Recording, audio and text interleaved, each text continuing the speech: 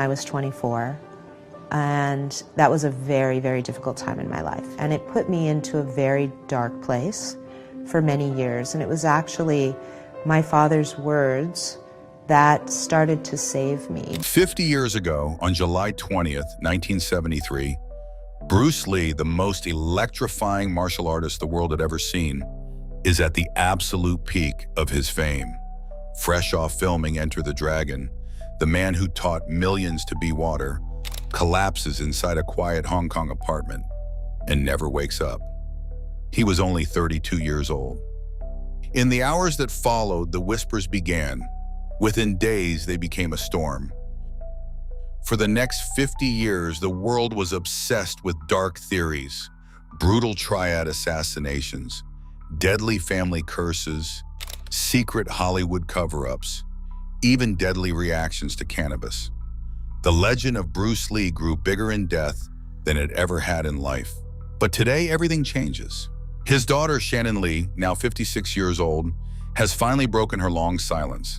After decades of quiet pain and private searching, she steps forward with shocking new DNA results that reveal the devastating truth no one saw coming. This is exactly what killed her father. It wasn't the transit, wasn't a curse, it wasn't drugs. The real cause was a rare genetic secret buried deep inside his own DNA all along. And right now, we're about to uncover the most explosive revelation in Bruce Lee's entire history. Chapter 1. The Day the Dragon Fell. The Mystery of the 1973 Death. Shannon Lee sat quietly in her living room, staring at an old photograph of her father. Her eyes moved slowly across his face, and for a moment the decades seemed to melt away. She was only 4 years old when he died, but the memories, however faint, still lived inside her. On this particular evening, she began to speak, her voice soft yet steady, pulling the past back into sharp focus. It was the summer of 1973.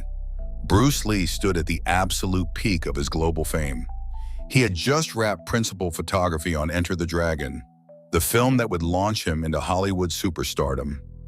At 32 years old, he was already a legend in martial arts circles and a rising international star.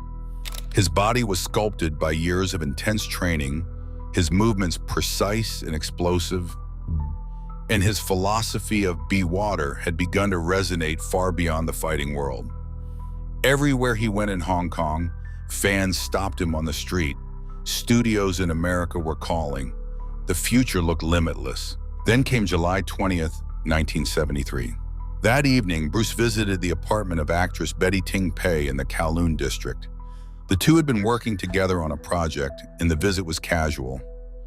According to later accounts, Bruce suddenly complained of a severe headache. Betty offered him a single aquagesic tablet, a common painkiller that combined aspirin with a muscle relaxant. He took the pill, lay down on the couch to rest, and closed his eyes. Within minutes, he was unconscious. He never woke up. By late evening, Bruce was rushed to Queen Elizabeth Hospital.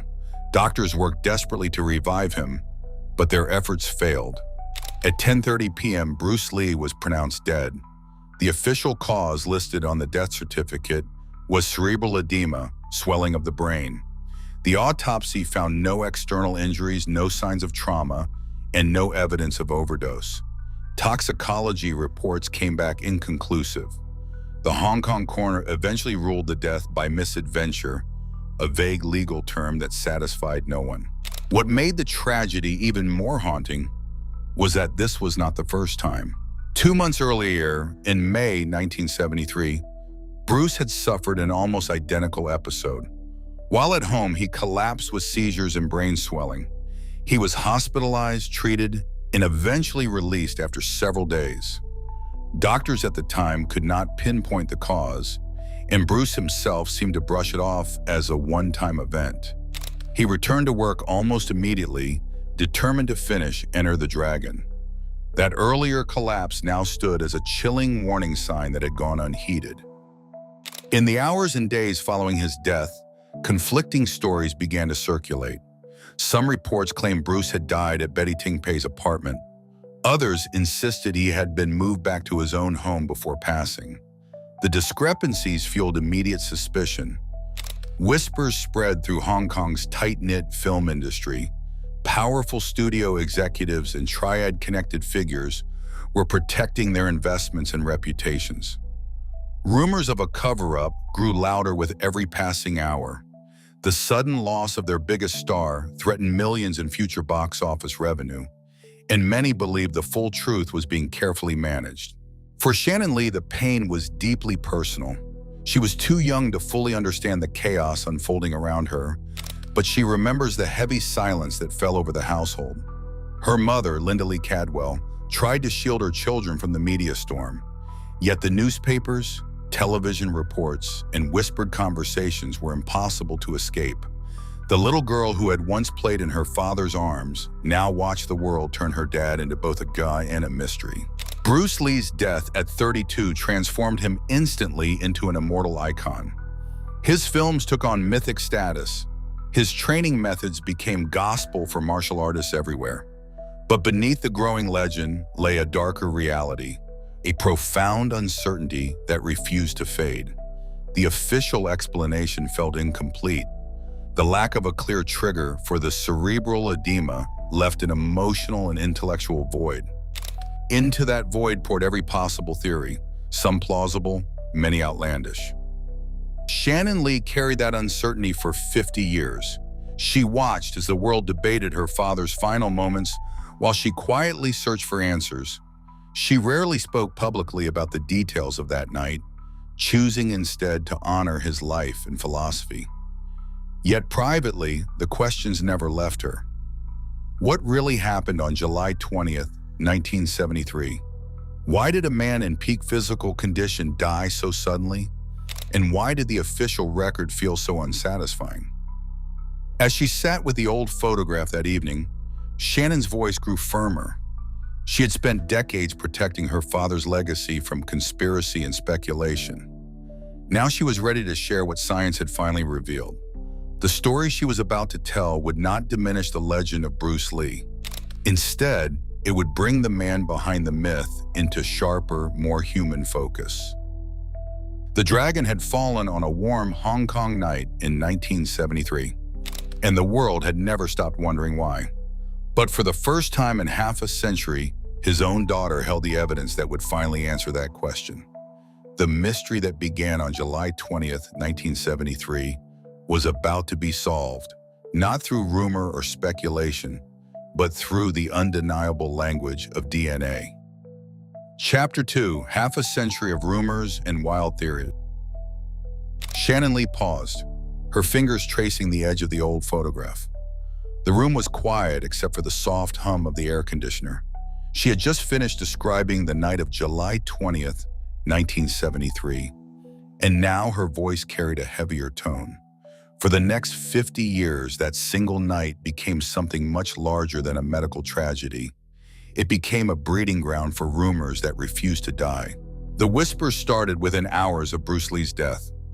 By the morning of July 21st, 1973, Hong Kong newspapers were already printing conflicting stories. Some claimed he had died at Betty Ting Pei's apartment. Others insisted he had been moved to his own home in an attempt to hide the truth. In the tightly knit world of the Hong Kong film industry, powerful people were nervous. Bruce Lee was their biggest star, and his sudden passing threatened millions of dollars in future projects. Rumors quickly turned darker. One of the earliest and most persistent theories was that Bruce had been assassinated by the triads, the notorious Chinese criminal syndicates that controlled much of the entertainment business in the 1970s. According to this story, Bruce had either refused to pay protection money or had angered influential figures by trying to break free from their control. Tabloids in the late 1970s and early 1980s ran headlines like "Martial Arts Hit" and "Triad Revenge."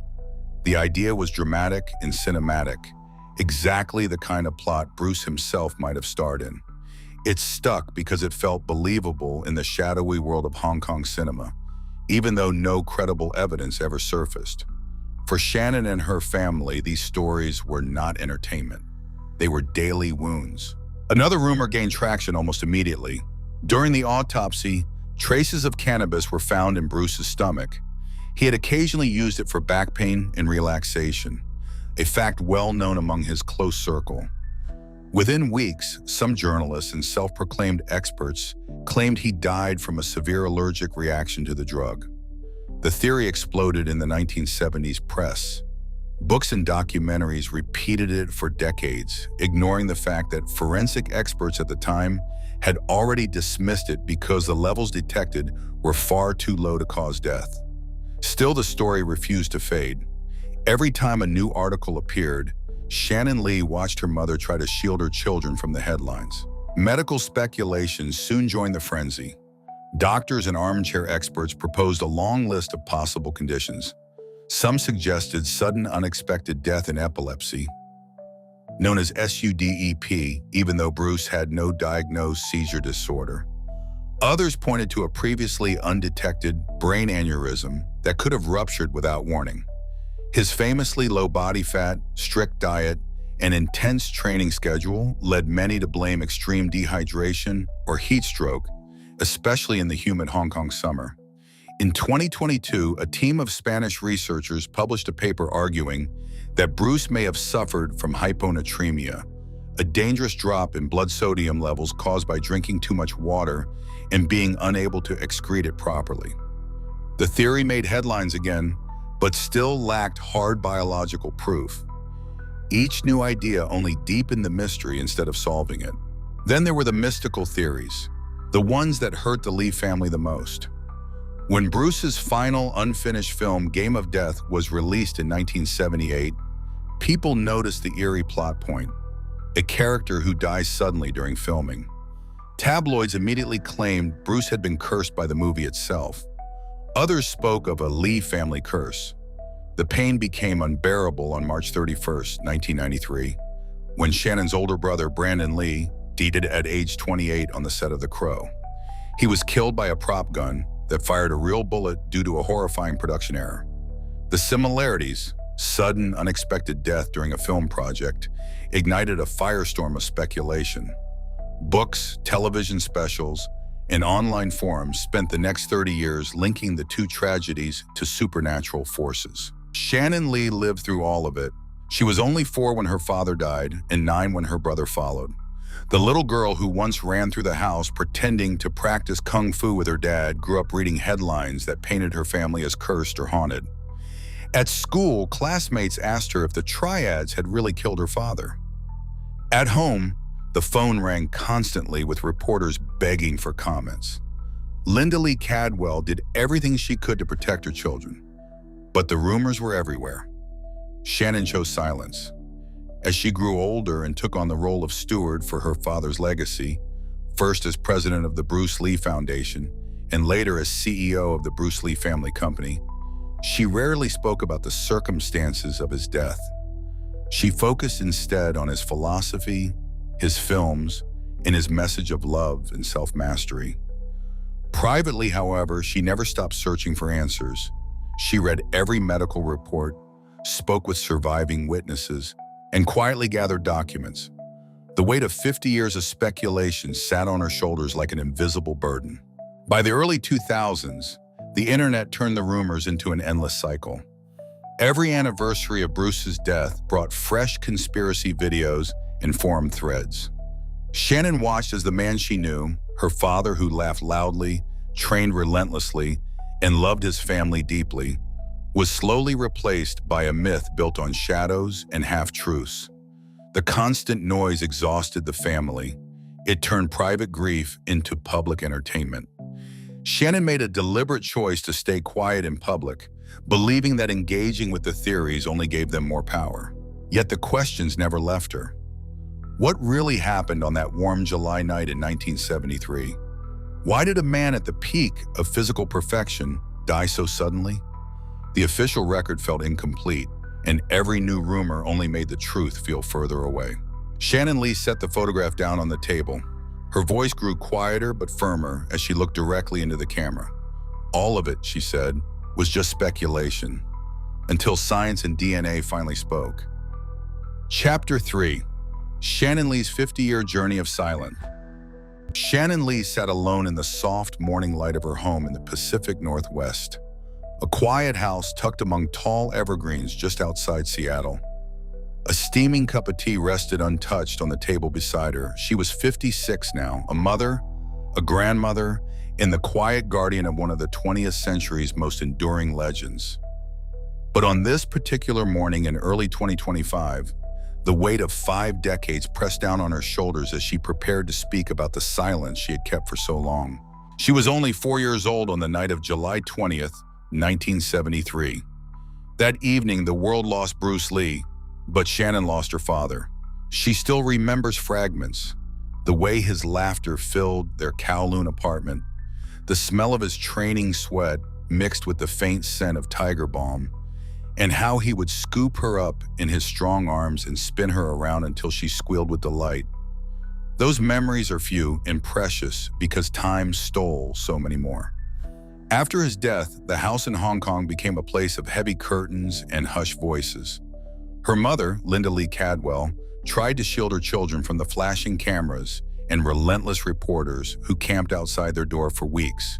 Shannon would peek through the blinds and see strangers holding microphones, shouting questions about curses and conspiracies. At night, she would crawl into her mother's bed, clutching a small plastic Bruce Lee action figure, whispering, "When is Daddy coming home?" The years that followed were marked by profound loneliness. Shannon grew up in the shadow of a giant. Schoolmates whispered behind her back. Teachers sometimes treated her differently because of her famous last name. When her brother Brandon died in 1993 at the age of 28, the pain returned like a fresh wound. Shannon was 24 then, newly married, and suddenly the last surviving child of Bruce Lee. She stood at Brandon's gravesite in Seattle under a gray Washington sky, holding her mother's hand, and felt the full weight of the Lee family curse headlines that followed them like ghosts. The grief was private, but the world made it public entertainment. Yet even in that pain, Shannon found purpose. In her late 20s, she stepped fully into her father's legacy. She became president of the Bruce Lee Foundation and later CEO of the Bruce Lee Family Company. She moved permanently to the Seattle area in the early 2000s, raising her own family in the same city where her mother had settled after leaving Hong Kong. Today, she lives in a modest but beautiful home surrounded by trees and water, a place where she can hear the rain on the roof and feel close to the Pacific Northwest's quiet strength. She is married, has a teenage daughter named Ren, and spends her days answering emails, approving merchandise designs, and overseeing the foundation's work. But behind the professional calm is a woman who has carried an invisible burden since childhood.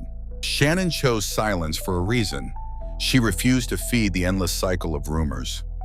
Every time she spoke about July 20th, 1973, the tabloids twisted her words into new conspiracy headlines. So she focused instead on what her father had truly stood for: his philosophy, his films, and his message of love and self-mastery. She poured her energy into projects that kept his voice alive. The most personal was the Max original series Warrior, based on a concept Bruce himself had developed in the early 1970s. Shannon served as executive producer, working late nights in her Seattle office, reading and rereading her father's handwritten notes, feeling him close even across half a century. She wanted the world to remember Bruce Lee as the man who said, "Be water, my friend," not as the victim of some shadowy plot.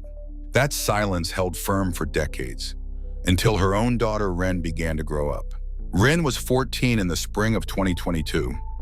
One rainy afternoon in April, while they sat together on the living room couch watching old footage of Bruce demonstrating Jeet Kune Do, Ren turned to her mother and asked the question Shannon had dreaded for years. "Mom, what really happened to Grandpa? Why do people still say he was cursed or murdered?" The girl's eyes were wide with innocent curiosity, the same curiosity Shannon herself had once carried as a child. In that moment, something shifted inside Shannon. She realized the official explanations in the 50 years of speculation were no longer enough. Not for her, and certainly not for Ren or the generations that would follow. By the fall of 2023, Shannon made the decision she had quietly contemplated for years. In October 2023, she began the meticulous process of DNA testing. The Bruce Lee estate had preserved several personal items: a single strand of Bruce's hair sealed in resin, dental impressions taken years earlier, and the mouthguard he wore during intense training sessions. Shannon also provided her own DNA sample and asked Ren to do the same. The multi-generational data would give scientists the clearest possible picture. To ensure absolute integrity, the samples were sent to two completely independent laboratories, one in California and one in Singapore. Strict chain of custody protocols were followed at every step. Each sample received a coded number. Scientists worked blind, with no knowledge of whose DNA they were analyzing. The testing focused on genes related to fluid regulation, seizure risk, drug metabolism, and electrolyte balance. Shannon waited through the long months of 2024, checking her email daily, her heart beating faster every time her phone buzzed. On a cold January morning in 2025, the final reports arrived in a plain white envelope.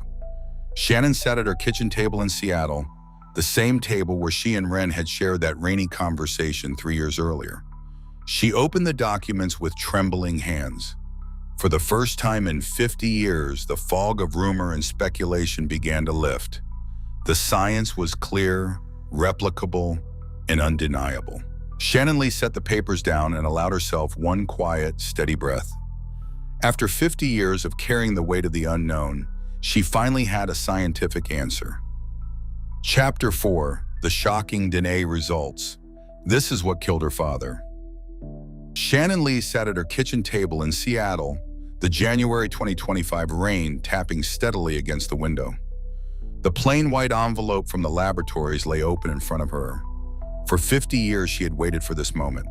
Now, with the DNA reports spread across the table, the truth finally stared back at her in black and white. What she read next would change everything the world thought it knew about Bruce Lee's death. The first and most explosive finding hit her like a thunderclap.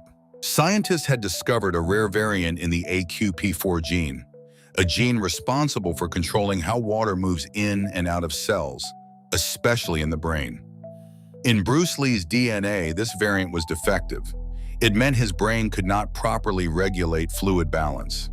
Under the right conditions, water would flood his brain cells and could not be cleared out. The result was hyponatremia, a dangerous drop in blood sodium levels that caused rapid, life-threatening swelling of the brain. Cerebral edema, the exact cause listed on his death certificate in 1973. Shannon's hands trembled as she read the details. The science was crystal clear and brutally simple.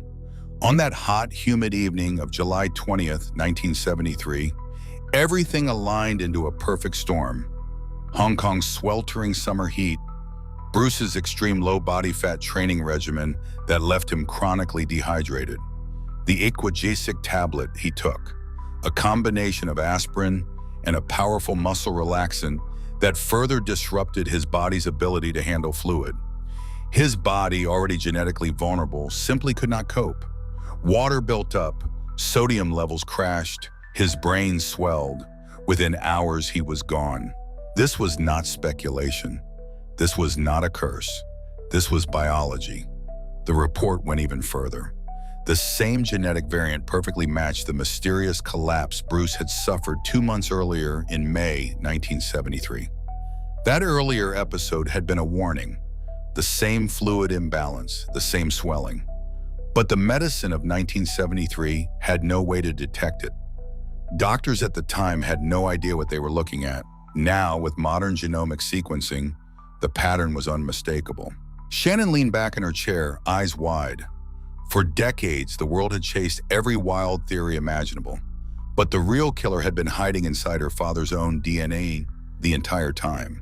The report also confirmed something the Spanish researchers had proposed back in 2022. They had theorized that Bruce Lee died from hyponatremia caused by excessive water retention and poor excretion. Their paper made headlines, but it remained just a theory. No hard proof. Now Shannon held the proof in her hands. the exact genetic mutation that made that condition almost inevitable under the conditions of that night. The 2022 theory was no longer a guess, it was fact.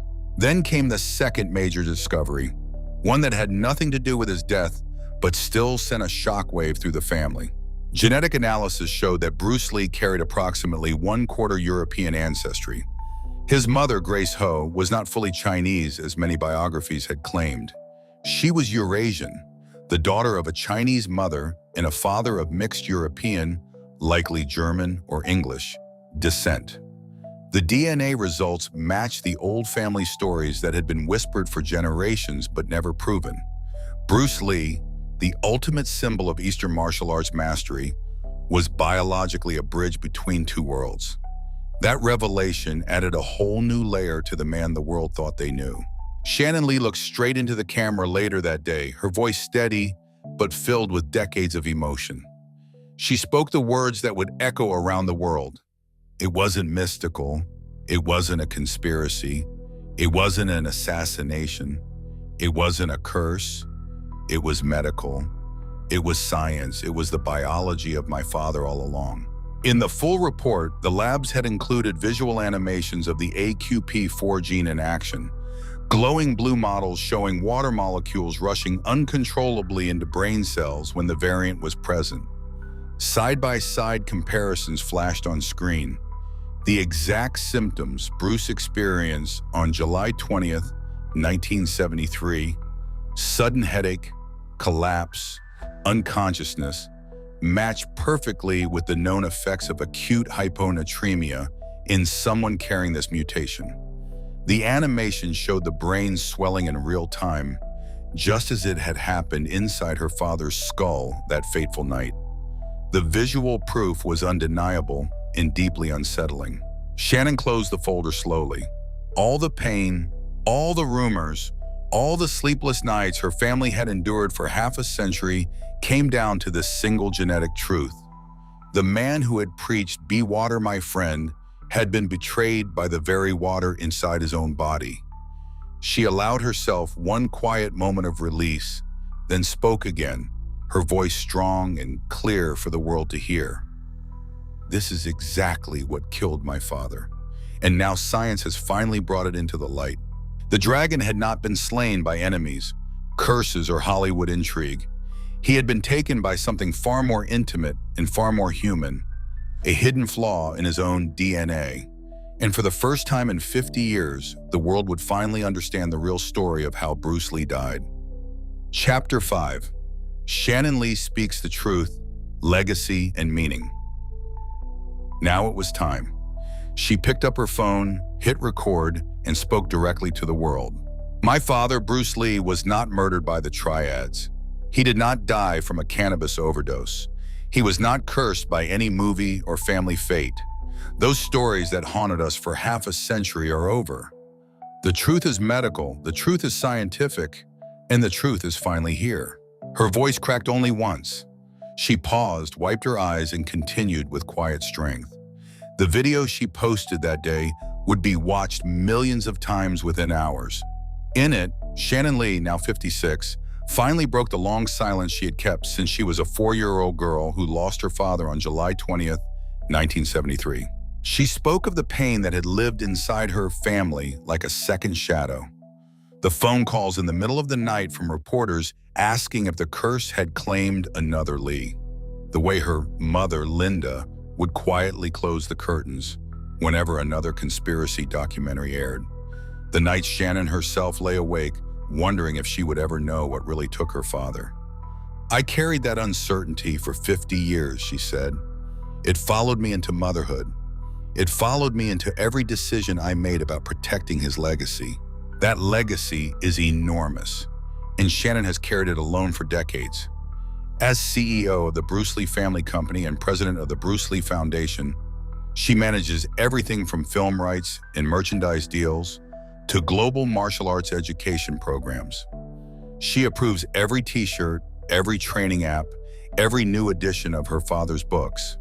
She oversees the restoration of his unfinished films and the production of Warrior, the hit series built on a story concept Bruce himself wrote in the early 1970s. Every day she makes choices that decide how the world will remember him. And every day she has done it while wondering if the real story of his death would ever be known. Now it is known. The DNA results did more than explain a death.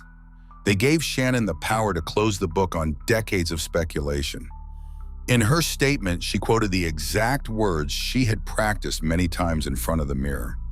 "My father pushed his body to the absolute limit, but he had vulnerabilities just like the rest of us. That doesn't make him any less great. It makes him more real." The world listened. Within days, the conversation around Bruce Lee shifted dramatically. Headlines that once screamed triad murder or the Lee family curse now read "Science solves Bruce Lee mystery" and "Genetic discovery explains martial arts icon's death." Doctors and sports scientists began citing the case as a warning for extreme athletes.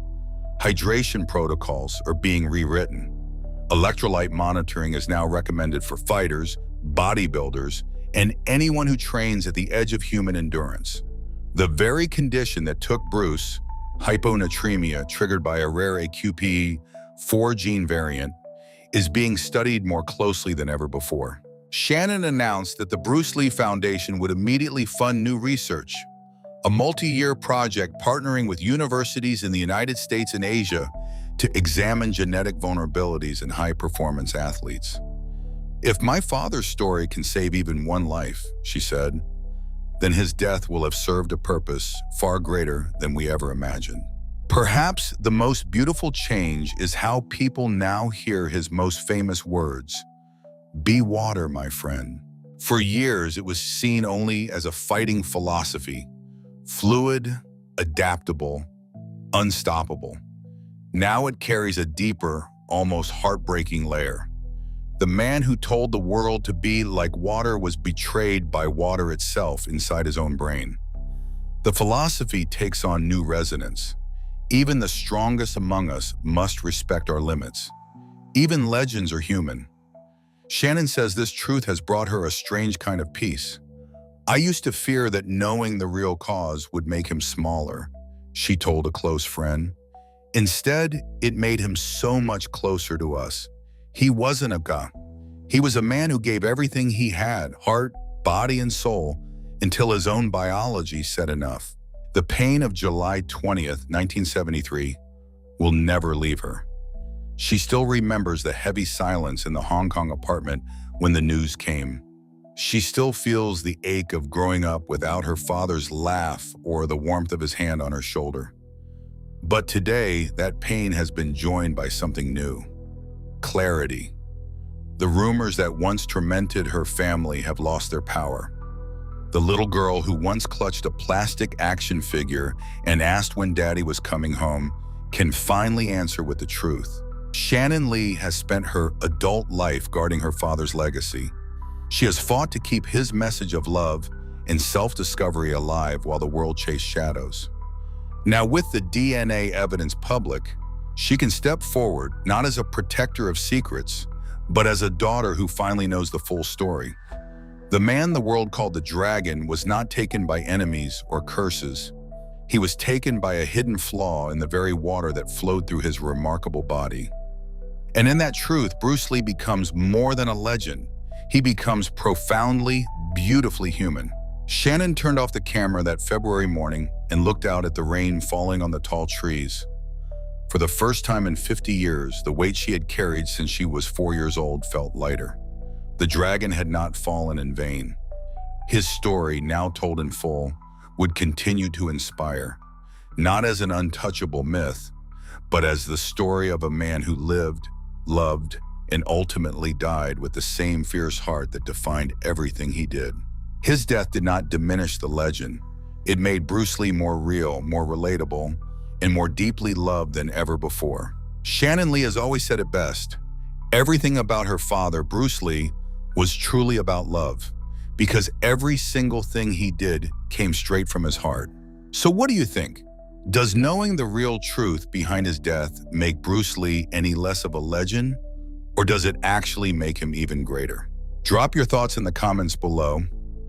Hit that like button if this story touched you. Share it with someone who loves Bruce Lee, And don't forget to subscribe and turn on the notification bell